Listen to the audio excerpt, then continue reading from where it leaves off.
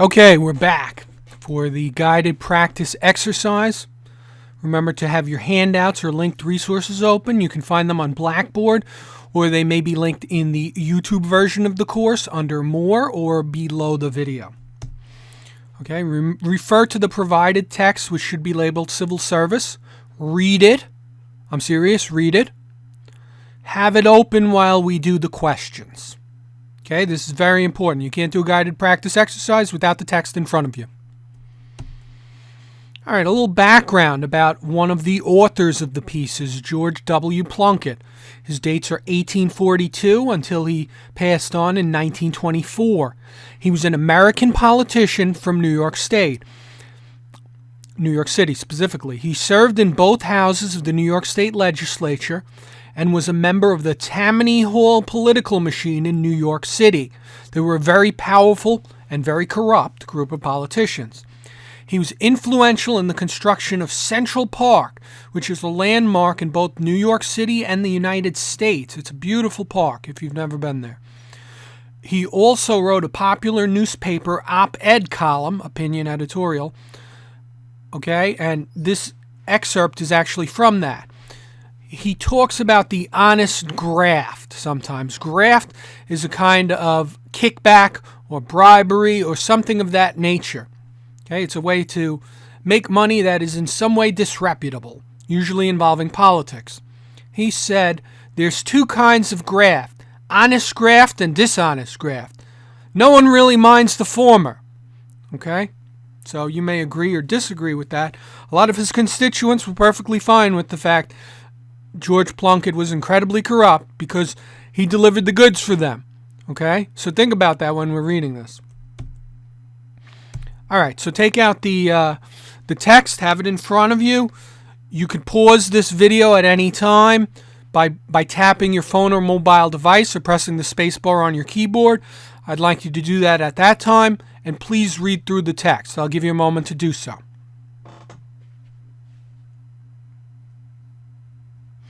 Okay, we're back. So, just to reiterate, there's two texts here. The first text talks about the Pendleton Act of 1883. Okay? And text 2 is by George W. Plunkett, who we've already mentioned, called The Curse of Civil Service Reform. Okay? So already from the title, we can make some inferences there. Okay?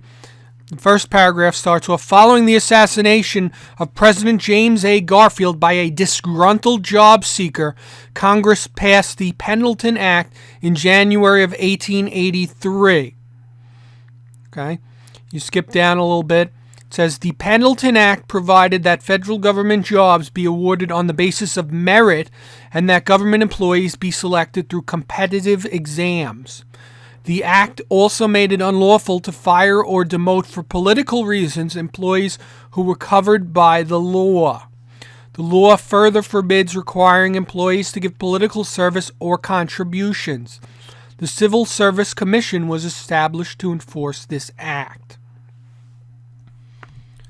Okay, the second one begins, this civil service law is the biggest fraud of the age. It is the curse of the nation. There can't be no real patriotism while it lasts. How are you going to interest our young men in their country if you have no offices to give them when they work for their party? Just look at things in this city today. There are 10,000 good offices, but we can't get at more than a few hundred of them. How are we going to provide for the thousands of men who worked for the Tammany ticket? It can't be done. These men were full of patriotism a short time ago. They expected to be serving their city. But when we tell them that we can't place them, do you think their patriotism is going to last? They say, what's the use of working for your country anyhow? There's nothing in the game. And what can they do? I don't know.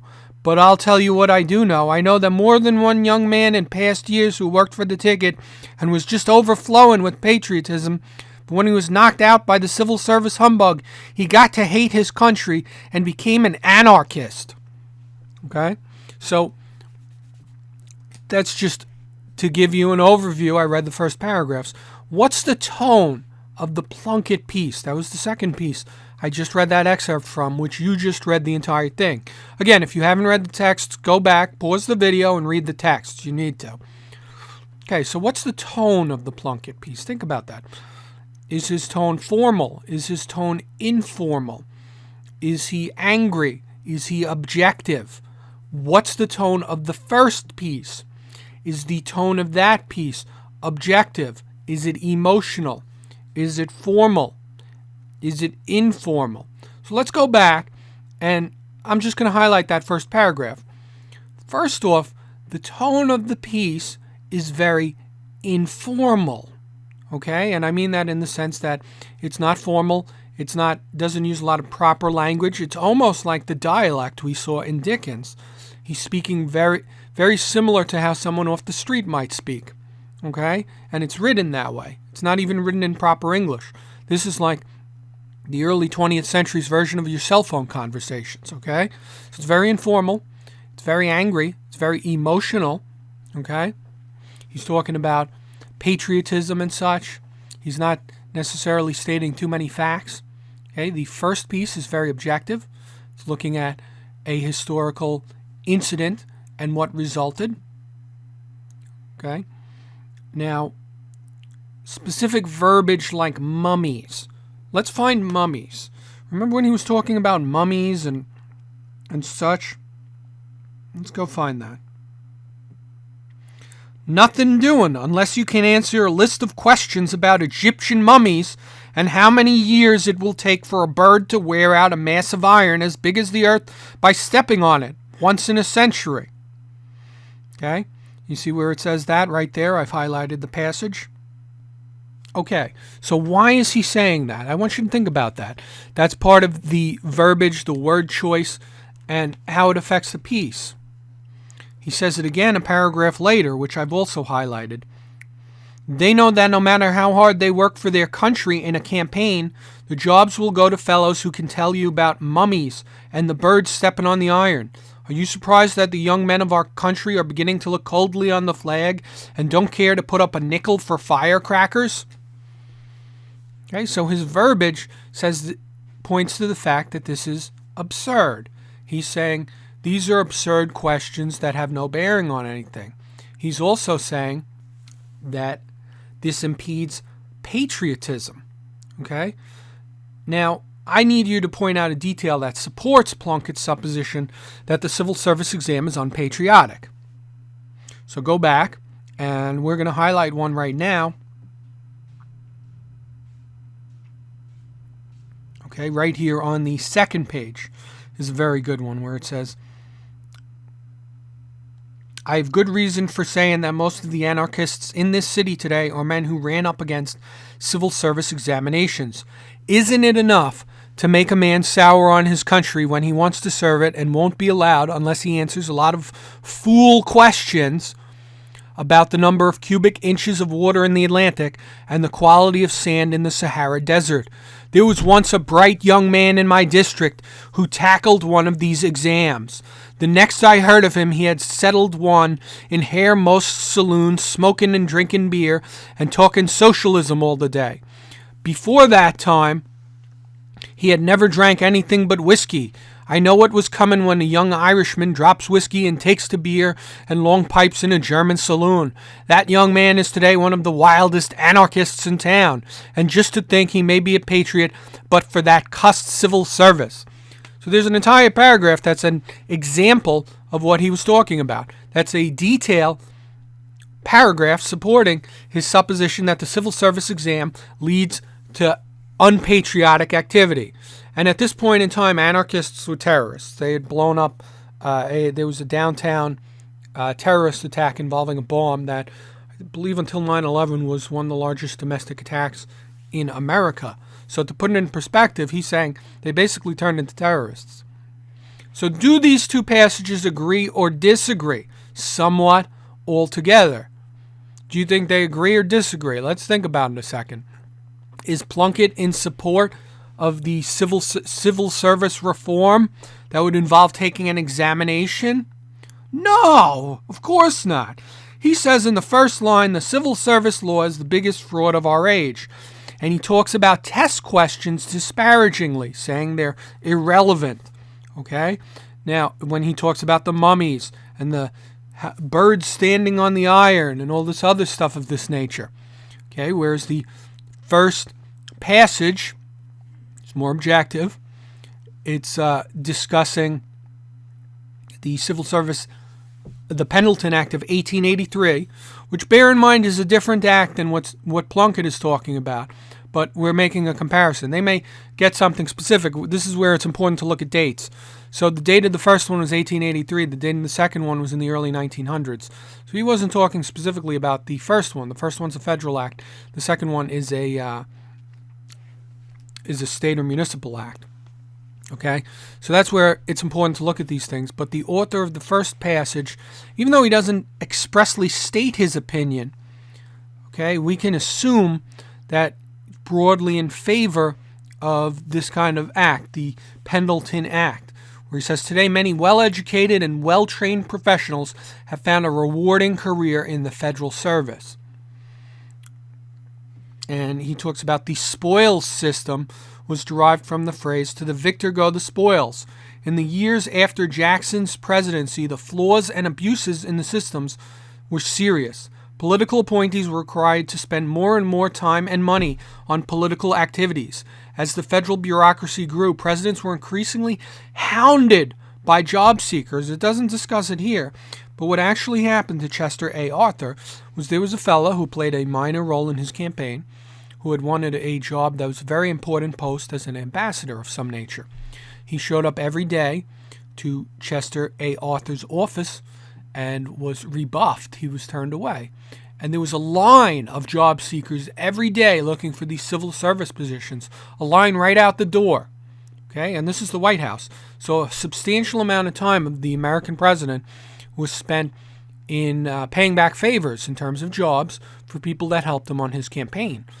And this particular person was very angry and belligerent. And when he was turned down from this ambassadorship, and he may have been qualified for a lesser position, but he was in no way qualified for an ambassadorship. After being turned down by this and said, don't ever come back to the White House, he assassinated President Chester A. Arthur. Okay, and this was one of the few American presidents in our history that was assassinated, along with JFK. So this was a very serious matter. And that's what led to the Civil Service Reform Act. So after that, you had to take an examination, and there weren't so many political favors in place. Okay? So when we say, do the two passages agree or disagree, they disagree completely. Which passage's point of view do you think supporters of the party in Plunkett's district would approve of? Bear in mind, most of them voted for him. So he was a very popular politician. So we look back at the piece, he's saying, well, the people in his district are losing patriotism. He says, 1,555 good Tammany men are ready and willing to take their places. It's an outrage. What did the people mean when they voted for Tammany? What is representative government of the people, by the people, and for the people?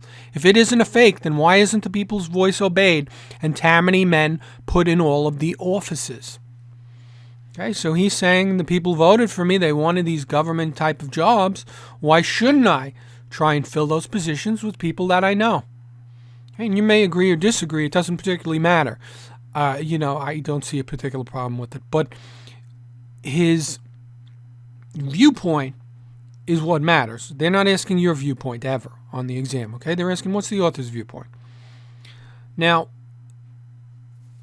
the supporters of someone in the first piece, they might disagree with this completely and say this leads to corruption. This even led to the assassination of a president. So civil service reform is not only desirable, it is necessary. And there's good arguments for that too. The civil service exams have their origin in ancient China, and it's worked for years in those countries, and the Federal Civil Service Reform Act has led to employment of very diverse groups of people that historically were discriminated against. Do you think Plunkett was effective in his argument as a result of subsequent actions? Okay, to give you some background, subsequently, there were no major changes made, and the civil service exams became widespread in New York City and state. So was he effective based on that knowledge that I presented you? Probably say no.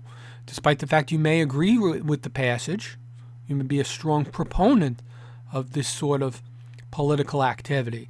This is a politician that really cared about people and got them jobs. But was he effective in this persuasive effort if the civil service exam remained? No. What system can you infer existed prior to the passage of the reform? Okay, now based on the first passage and what we talked about, the spoils system, you might be able to infer, okay, either patronage or a spoils system existed. Now we'll look back briefly at the spoils system. It's in the second paragraph, okay? And when he says, you have no offices to give them. And he had also said the civil service law is the biggest fraud of the age. He alludes to questions. So it's an exam of some nature, okay? What unstated biases might Plunkett have for this view? We talked a little bit about Plunkett. What unstated biases might he have? Okay? So he's talking about getting elected. Now, if he can't provide jobs, he's not getting votes. That's an unstated bias. Now, we just went over all of these just to reiterate and print briefly. Which passage presents more evidence in support of its claims? The evidence in the second text is mostly anecdotal. That means it's stories from his personal experience. That's fine. The first passage presents more facts. Why is specific verbiage like mummies used? To point out the absurdity of the examinations using less relevant material. What is the tone of the Plunkett piece? Outraged, emotional, self-serving. The tone of the first piece, objective, factual. Point out a detail that supports Plunkett's supposition that the civil service exam is unpatriotic. We talked about that. He talks about an appeal to patriotism. That's what he uses throughout the piece. An appeal to patriotism to try and convince people. Okay, what was the primary reason the civil service exam was reformed with the Pendleton Act? We talked about that. The assassination of Chester A. Arthur. Do the two passages agree or disagree? They disagree. What is the central idea of the first piece? The second piece. Central idea of the first piece is the civil service exams creating a more just, less corrupt form of job hunting. Okay, whereas the second, the main idea is young men will lose patriotism if these jobs are not filled on the basis of political patronage. Which passage view do you think the supporters of the party in Plunkett's district would approve of? Obviously his view. What system can you infer existed prior to? We just talked about that. Unstated biases. He wants to get reelected. If he can get people jobs, that's going to help him get reelected. Okay, and that's it for this time. We went into a lot of details and information with persuasion. We're going to go even more in depth if you found something's a little confusing next time.